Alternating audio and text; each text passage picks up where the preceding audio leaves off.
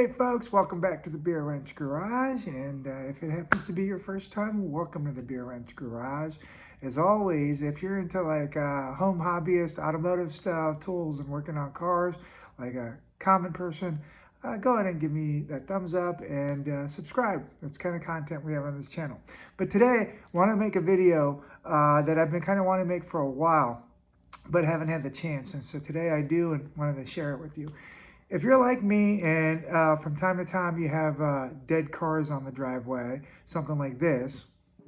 This old girl's seen better days, but actually we're doing some stuff to get her back to her spry self. But at the moment she's basically got her engine in pieces, so she can't drive. And you need to get it up this into the work area. So then what do?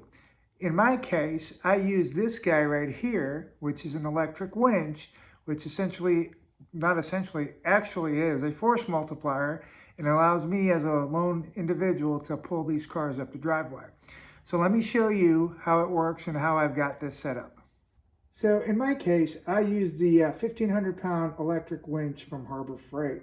I don't know if they still sell it under this exact brand name, but I'm pretty sure they still sell it. And it's not super cheap. It's about $150 to $175, somewhere around there. I don't know what the current price is. I've had this for a couple of years. But the utility it gives you, and sometimes when you need it, like you need it and you don't have anybody else around, it's worth the price. So the way I have it set up, which is kind of interesting, is as you can see the concrete back there, or you might be able to see, the concrete back there is the foundation of the house. And if you come down here, so coming down here, you can see that I've mounted the stand for the winch on anchor bolts that I've drilled into the concrete. So essentially the house anchors the winch, and I've got this little support block under the bracket. And this allows me to use the house with a motor mounted to it to pull in cars. It actually works pretty decent. It's rated to 1,500 pounds, but I could tell you that it is going to pull a normal car in with very little problem. And I can't remember what the biggest car that we've done, but it'll do a 3,500, 4,000 pound car, no problem. The reason I went with this particular model is it lets me plug into the power of the house, and so I don't have to maintain like a separate battery for the winch. The other thing is I went with a different cable that came with it. I got a longer length cable, so it works just fine. All right, so let me show you now that I've gotten all that out, let me show you how it works. Okay, so we'll go ahead and plug in power from the house.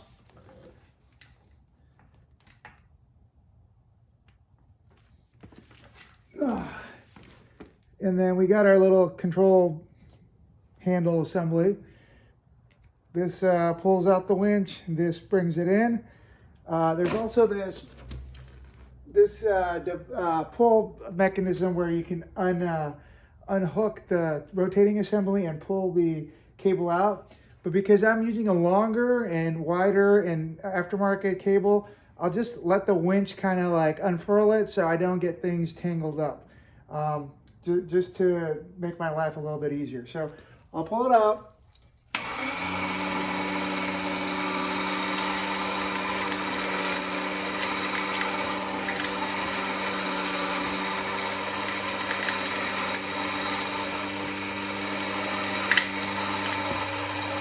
And so I'll guide it, again, just to make it nice and neat.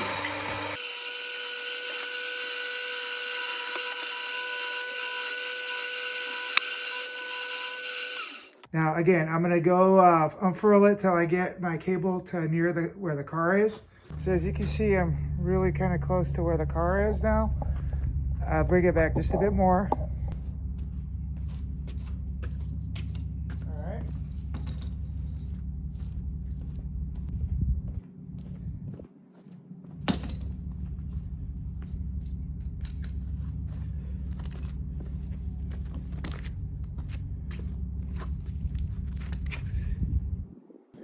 So we got some decent length to the car. Again, I got a longer tow strap. If need be, I could get it all the way out. All the way out to the street. But in this case,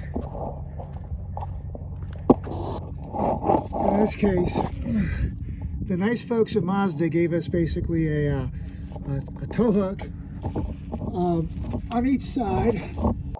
Might as well use a driver's side one. We'll go ahead and bring it out just a little bit more. And that should give us the slack that we need.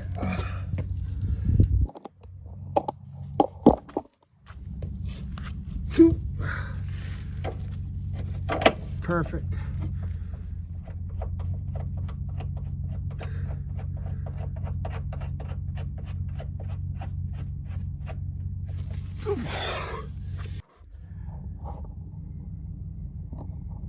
So right there we got our carabiner hooked into the car on our tow strap. Our tow strap hooked into our winch. And our winch going back to the wall. So at this point what I'm going to do is I'm going to put a little tension on the tow strap so that I can go ahead and put the car in neutral and then start pulling it. But as I do that, obviously I don't want there to be slack on the tow strap or on the winch cable and for it to roll back into my 4Runner. Which, by the way, if you haven't seen the my 4Runner video on the intro to the 4Runner, I'll leave a link either up there or down in the description. Check it out. So let's go ahead and do that.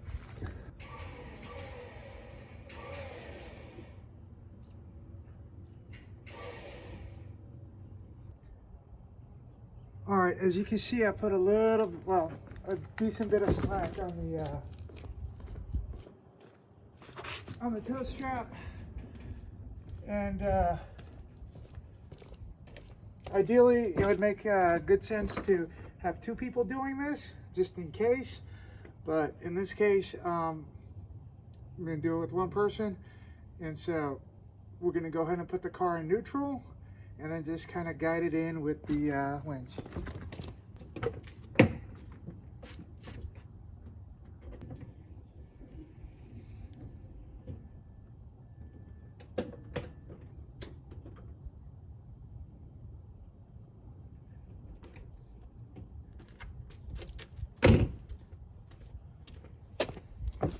All right, the car is in neutral. The only thing holding it from rolling down the driveway is the winch, and then we'll start pulling it in.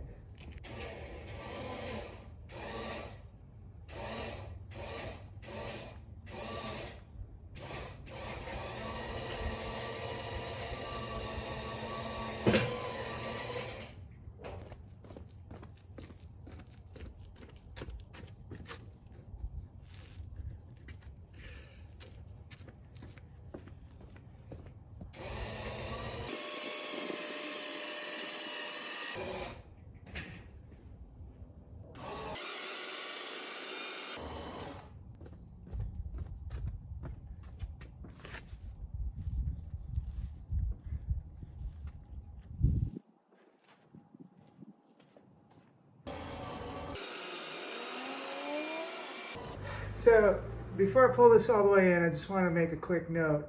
Not a real good idea to do what I was doing earlier when I was standing by the cable.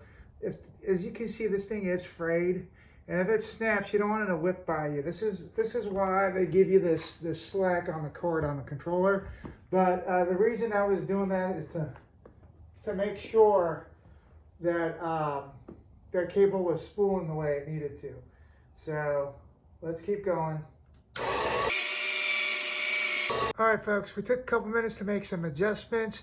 I took the tow strap off, so I just got the winch cable hooked directly to the car, and then we'll go ahead and fine tune it to get it over the hump here. Once we get the wheels over that little lip on the garage, it should be a little bit easier. Here's the tow strap.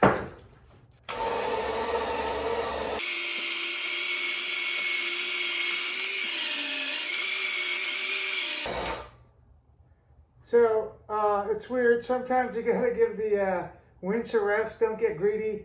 Don't try to get it all the way in one shot. Let it rest for a second and then give it some more.